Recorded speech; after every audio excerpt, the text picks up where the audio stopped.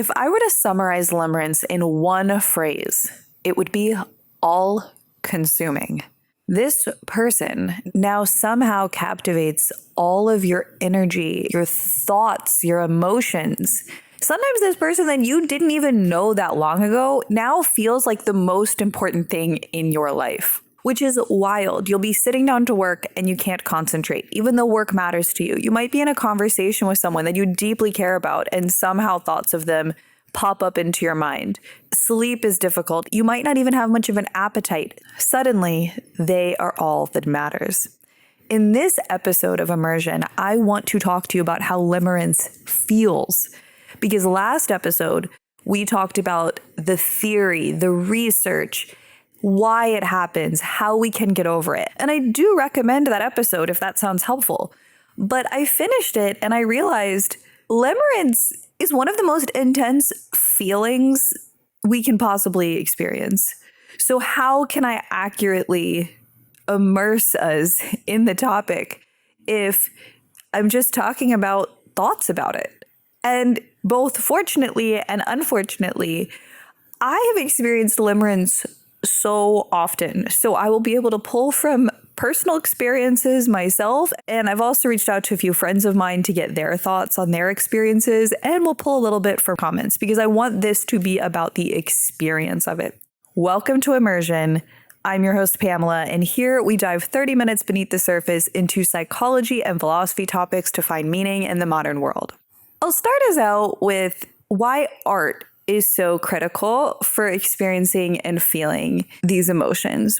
I was talking with someone about attraction, and they were talking about how those first few moments where you're around someone and something about their voice, maybe subconsciously the way they smell, their mannerisms, just everything makes you fall for them. And there's this instant chemistry and attraction. I was about to start analyzing it. They know what I do, both on this channel and interpersonally, and I want to pull something apart, try to understand it, connect the dots, learn from it.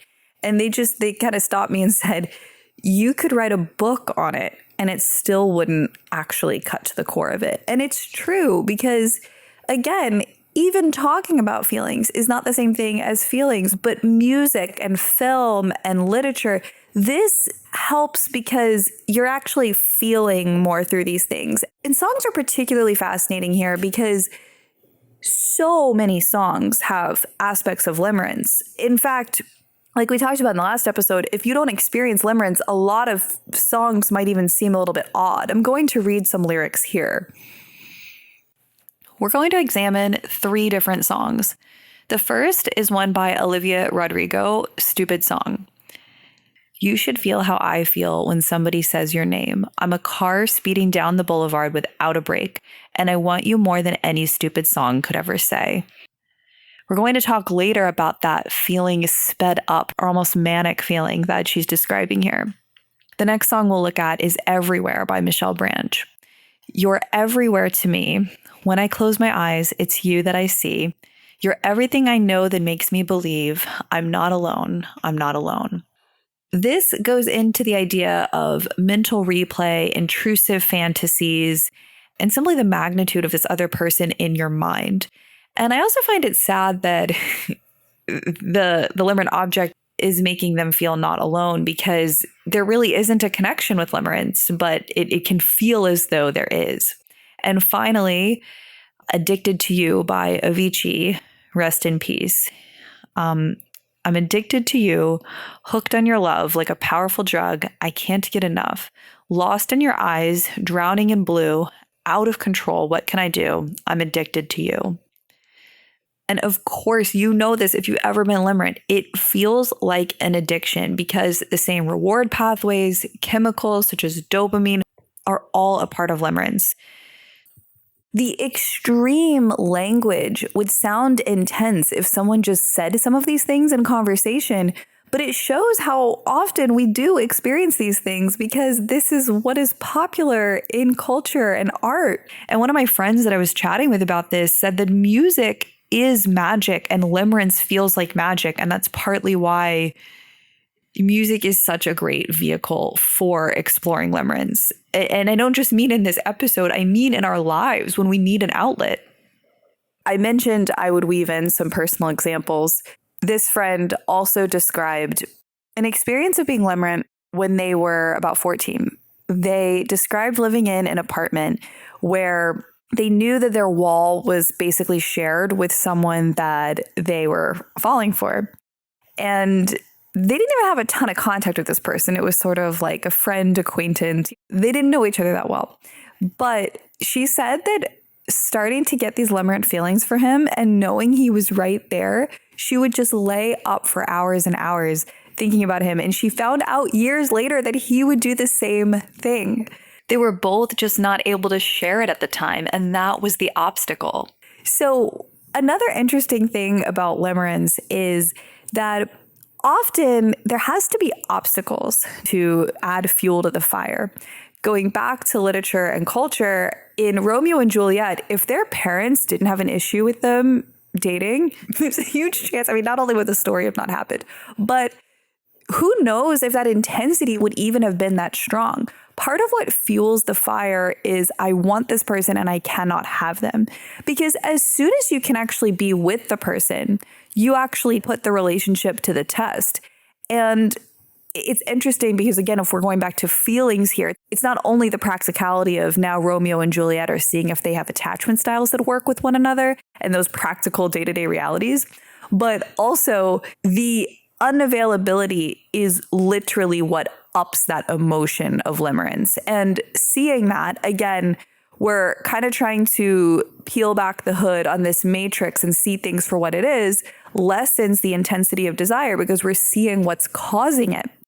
I think the biggest one for me that's helped lessen limerence, although I want to be fully transparent, I am not in the clear with this. I think some people, due to their personality styles, due to their past, many factors that I talked about in the last episode, get limerent more easily than others. And it's what we do next. It's not about judging ourselves or trying to eliminate feelings or prevent them. I don't really think we have that much control over them, but we have control over our actions.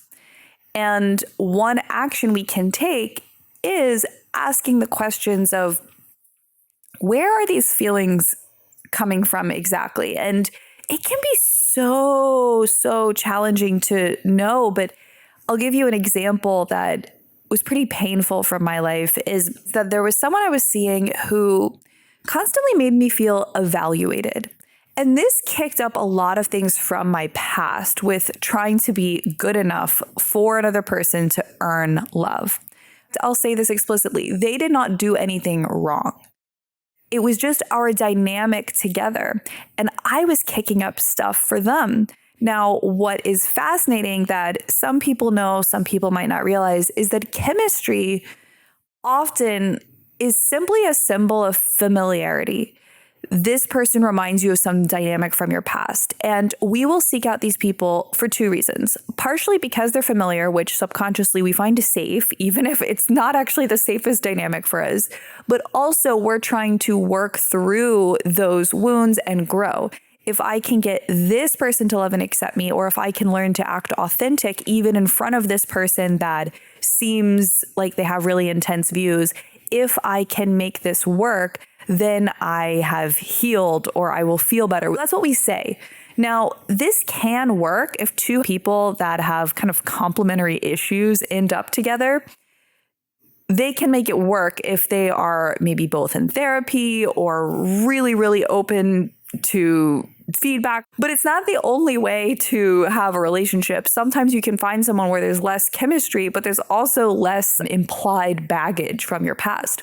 But I say all of this because if we're talking about pulling the veil up and seeing the matrix, this is part of it, is asking, where are these really intense feelings coming from? And the answer might not be obvious at first.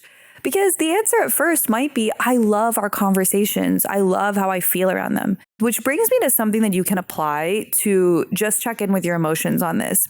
Pay attention to how you feel not only during your interaction, but after.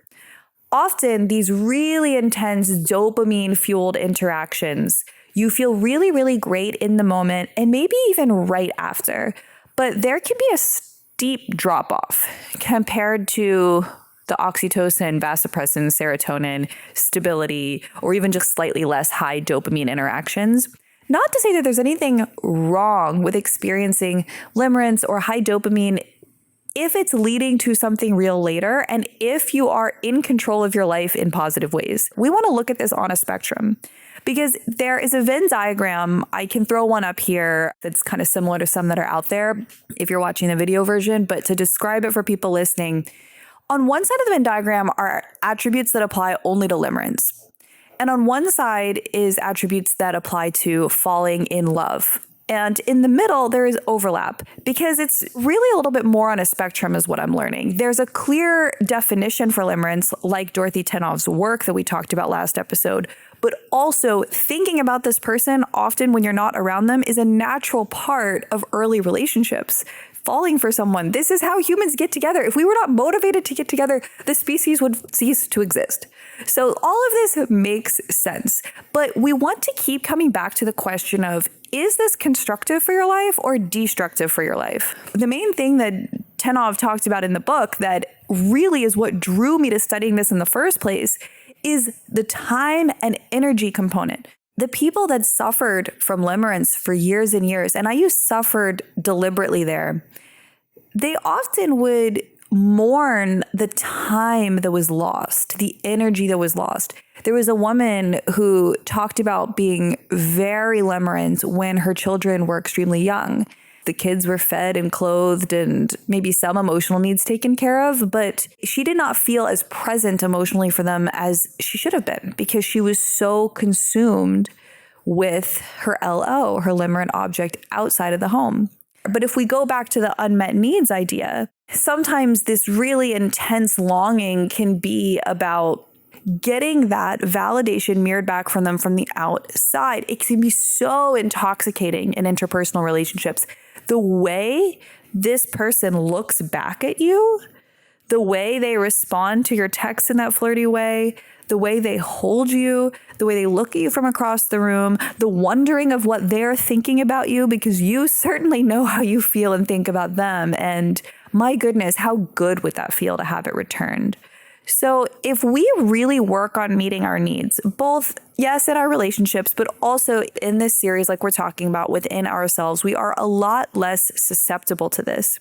If we go back to that idea of unhealed wounds in chemistry, if we are working on healing our past wounds from childhood, we're a lot less likely to try to reenact these things later. I will be curious to ask a therapist when we have a therapist on in an upcoming episode about their thoughts on corrective experiences, because corrective experiences, I think, can happen a couple ways. Again, if these two people that have this intense chemistry make it work, that's a corrective experience, but I don't know how often that works. I'll be curious about it because all the corrective experiences that I've seen work in relationships that I've seen friends get into and actually grow and develop a more secure attachment style, usually they end up with people that are pretty securely attached. And then that stable base gives them the safety, especially people with the anxious attachment styles, to realize, oh, they're not going anywhere. I don't have to do all of this extra work to try to keep their love. So yeah, I'd be curious their thoughts on this. And in fact, feeling really, really, really limerent for someone, I don't want to say that it's a red flag. Again, like I've said before, I've seen it work, but it should set off your radar to be alert that something is going on here within you and we need to question. You might even start incorporating a morning journaling practice because otherwise it can really start to chew up a lot of your day. One of my friends had a really funny quote. There's this idea in the psychology space. They say, schedule time to worry so that you don't worry other times. And then she said, I have never been more insulted in my life. Because it is true that if you're a big worrier, it's very hard to just say, you know what, at 7 a.m. every day, I'm going to get up, have my coffee, have a little bit of worrying with a journal, and then close the journal and be done. But I do think having a scheduled time to really focus on it, get the things out on a piece of paper, does stop the replaying over and over again, because maybe you can chat with a friend about it later, but at least it's written down, your therapist. There's an action component. It is now on the page. You do not have to think of, well, I forget that thought, I'm worried that was important, because you know it's there. And if you later want to reevaluate the relationship, you can go back to that list that you made of your concerns versus sort of just feeling like it's this open loop, because often worrying is trying to plan or come up with a solution when we don't feel like we have a good one in mind. So we keep thinking, ruminating, trying to solve, but then there's no clear solution. So you can think of it as just data collecting and put it somewhere. If you're limerent for a person that you're not really quite sure if they're right for you or not. On a similar note, I wanted to share a comment that we got on YouTube on Limerence Part 1 that I thought brought up a really good point. This is from The Inner Wanderer. They said, "One thing I'd add is that limerence made me obsess over understanding them, when the real breakthrough came from understanding me. Every time I got triggered, I started asking, what is this feeling trying to protect? That question changed a lot more than endless analyzing their behavior ever did.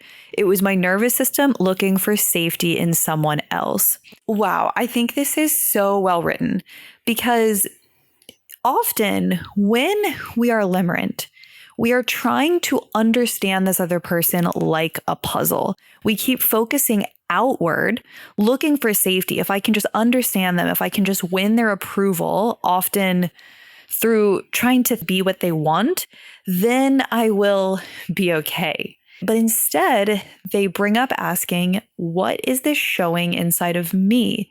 And also getting our nervous system to regulate by seeking safety in other ways. And we'll get back to more practical insights, but let's weave in a bit more of how this feels. As one person put it, it feels like someone knocking on the door of your mind all day and making you weave off course slightly in your routine in the hopes of seeing them.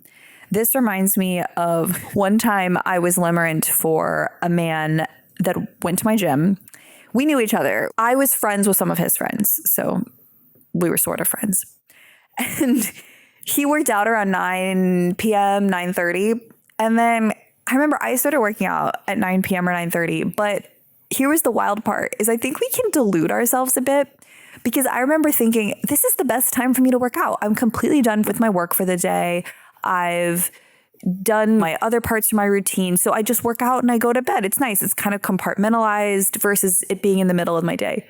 No, working out at 9:30 p.m. was not ideal for my day, but it's so strange how we will change our course, or even just think, oh, I really love that shirt. I'm going to save it to wear on a day that I'll see them. And all of these things, they can feel frantic or like a grasping energy, a manic energy. And they can feel really different than the peace that can come with a more stable bond, particularly over time. So if you are curious if you're a limerent, you can just ask, is there a frantic, grasping, manic energy? And if you're not curious if you're limerent, if you sure as heck know that you are, just know that, other people feel this too. I definitely do. One example, before I was going to be around someone that I was limerent for, I just remember feeling like I could not slow down. It wasn't so much heart racing. I just remember walking fast, feeling fast, just everything felt sped up. I actually do think humor can be really helpful with limerence, especially once the bubble pops and you realize how wild it was and how much you wanted to be with this person, even if they were maybe not necessarily that right for you. It's a real quirk in human biology. So this guy, different guy that I was limerent for, we did not talk that much. We worked together and I would see him, but we didn't consistently say hi every day. And I think that, again, was part of the appeal of the inconsistency of reinforcement. A more securely attached person probably would not have felt limerent for this person. But anyway, I probably felt this way about them for a couple months. But at some point during this time, I remember seeing someone that looked a lot like them walking with a wife and a baby was on their shoulders. And I felt jealous for a split second that they had this family with someone else. First of all, it wasn't them. Secondly, even if it was, Me and this person did not even say hi to each other every day. Yet I am thinking that should be me having a family with this person. I don't even know how well we would get along in a one-on-one hangout. But I would take all these little cues or clues of things I like about them. And with Limerence, it can be the smallest things that, again, are no indication of a great relationship. The way that they lean against a wall, kind of cool, like they don't care that much. Or the way they weave through a bar in a very smooth way. It's these silly things that don't actually make a person a good partner, I think. It's just things our brains pick up on that we find attractive and latch onto. And it's so strange when you come out of the fog. Once the bubble popped, it felt so ridiculous to me that I was Limerent for this person for so long because we would not have been good together. And I think part of me even knew that during it, but it was so hard to consistently see and feel. Again, a lot of this is about feeling. Like we talked about last episode, if you sit someone down who's Limerent and ask them, what are this person's flaws? They can tell you. It's that they do not focus on them. And I think focus might not even be the right word, because if I even said, think about all the things you don't like about them, people give that advice, but I don't know how well it works. Because if you have feelings for the person, it's hard to just shut down your feelings with thoughts. You can to some extent, and that's why modes of therapy like CBT exist. But I also think that sometimes we need lived experience. One way that I got over someone with limerence was simply testing things out in reality with that person and slowly realizing I do not like how I feel around this person if I'm being authentic or true to myself or listening to my feelings. Truly, reality can be what pops the bubble, especially if you're present with yourself. But it's very hard to, and this is where the self-esteem part kicks in, because it's hard until we've started working on our self-esteem to be authentic and true in these situations, because we'll try to be what they want. Or it's hard to be honest with our feelings because we think, let me just keep this love, this tiny fragment of love that I'm getting. That's enough for me. I'm in a desert. This tiny sip of water is all I need. And that's not true. You need and deserve and want more. And like we talked about in this whole series, it can be a upward spiral. As you work on these things like self-worth, self-esteem, all of that, you will realize what you deserve in relationships and be attracted to different people. And this part is wild to me. I was attracted to a very specific type of person for a long time, and I just could not fathom being attracted to someone different. But through a lot of this work on myself, both in therapy, outside of therapy, the stuff I've been talking about in this series, I slowly started to realize the kind of love I want and how I want to feel. And this can be strange because I realize there's conflicting advice on this. Some people think that it's wrong to date multiple people at the same time. But I actually got the advice from my therapist to date multiple people at once because I get attached so easily. Often people that experience limerence and fall fast, or people that maybe can get codependent, people that try to fix other people, that try to make it work. If you are dating multiple people at once, not necessarily doing anything you feel unsafe with, just meeting people, keeping your options open, not getting attached too quickly, that's really what it's about. Then you have time to observe how you feel over time around different people. You can do this honestly. You can tell people you're doing it, and you can do it in a way that feels good for you, such as a coffee out with someone new, maybe once a week for a few months, and slowly getting to know those people maybe in other settings over time, the people that you do like how you feel around. And you slowly can ask, this person that I feel limerent for, am I feeling more or less comfortable with them over time? Am I slowly easing into this more stable dynamic, even if it started with that dopamine high, because that's normal in the beginning? How is it evolving? Or do I never really feel safe, secure? I could let my guard down around this person, or they'd be there if I need them, or they care about my feelings. And of course, doing all these things for this other person as well, being there for them emotionally. Yeah, that was sort of a side tip. I don't know how relevant that is for some people, so we'll regroup back to the limerence train. Here's another quote from someone that I asked what limerence feels like.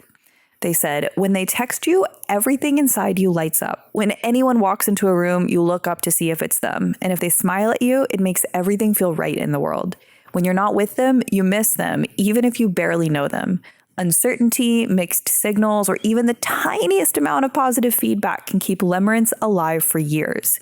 But if you receive a signal that makes you truly realize that without a shadow of a doubt, the other person is completely uninterested in you and there's no more uncertainty, the bubble pops. The hold these feelings had over you just vanishes. At least that's been my experience. And that's why Limerence thrives from afar and can survive when you're apart from the other person.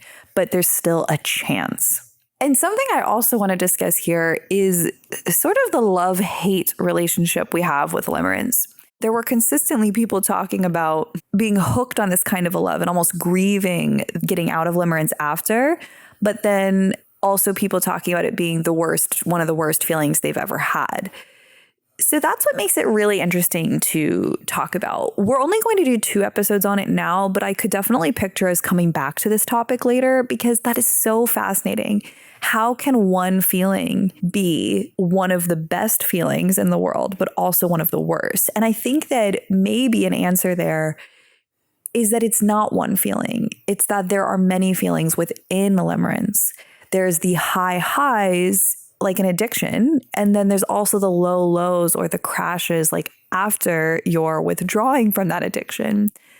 So that is also something to think about. Is we've been talking in some instances about Limerence being a feeling, but really it's multiple emotions. And that's something to keep in mind, I think, with a lot of experiences. I was getting advice from someone lately that often anxiety is when you're feeling many things and you haven't pulled them apart yet. So hopefully that's some of what we're doing here is pulling apart these different thoughts or emotions that are bouncing around in your head around this person or past people that you've been limerent for and you're sort of curious thinking, what happened there?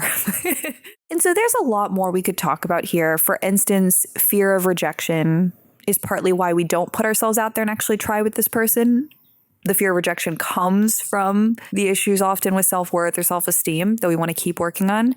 But then that fear of rejection and not trying often then feeds the limerence because we're not actually testing the relationship in reality. So it keeps going on in a fantasy. And to go back to the idea of fantasy, we're building this person up in our minds in an unrealistic way. Or when it happens to us, when someone's limerent about us, they're building us up in their mind in an unrealistic way. Neither one feel good. Neither one is based in reality. It objectifies people. So a gift we can give, honestly, despite how addicting this feels, is to try to move towards reality. It's a gift to others. It's a gift to ourselves to see reality as clearly as possible. And this is where the journaling can help, just taking in data. What has happened? You walked into a room and they smiled at you. We're not looking at what does this mean? Oh, this means they like me. Maybe we'll get together one day. Maybe we'll be in a relationship. They walked into a room and they smiled at you.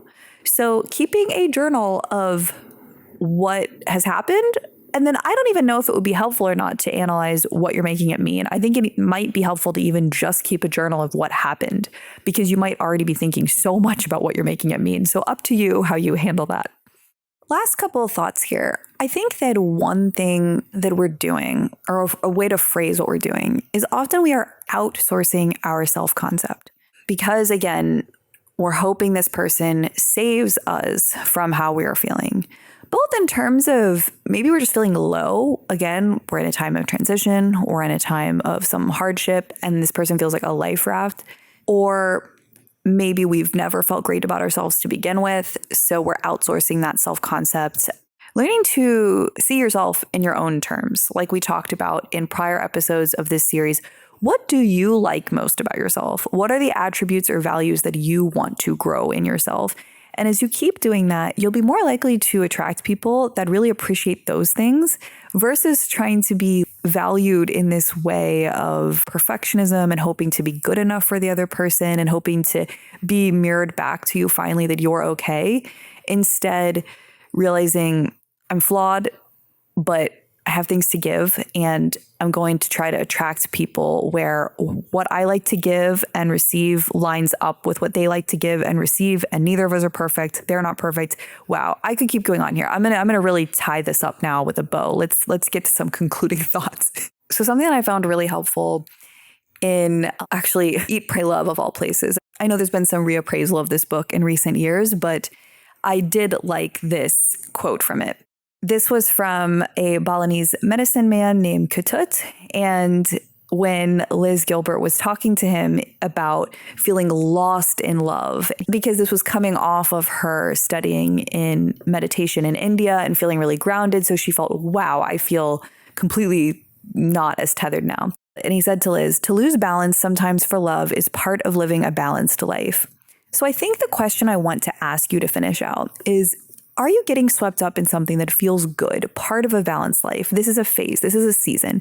You're excited. It feels positive overall. Or does it feel like you're wasting years of your life to kind of procrastinate on fully living because you're scared to fully live? You might not even know this. With certain attachment injury, we don't realize we're keeping people away because we're afraid to fully be in relationship with other people. But these are just things to chew on, to let them sit in the back of your mind. Because I don't want this for any of us, to wait on living our lives and forming relationships because we don't feel safe in them, and instead seek limerence, these fantasies of life and connection. Because also your work, your friendships, your contributions to the world, your hobbies, other things will suffer because it consumes so much of you in a way that's not grounded in reality. And then we can't step into reality in other areas of our life because we're lost in fantasy. So that's really what it's about, is the opportunity cost of limerence. I'd love to hear what your thoughts are on any of this in the comments. That is why I do it, is to connect with other people who are curious about the same things.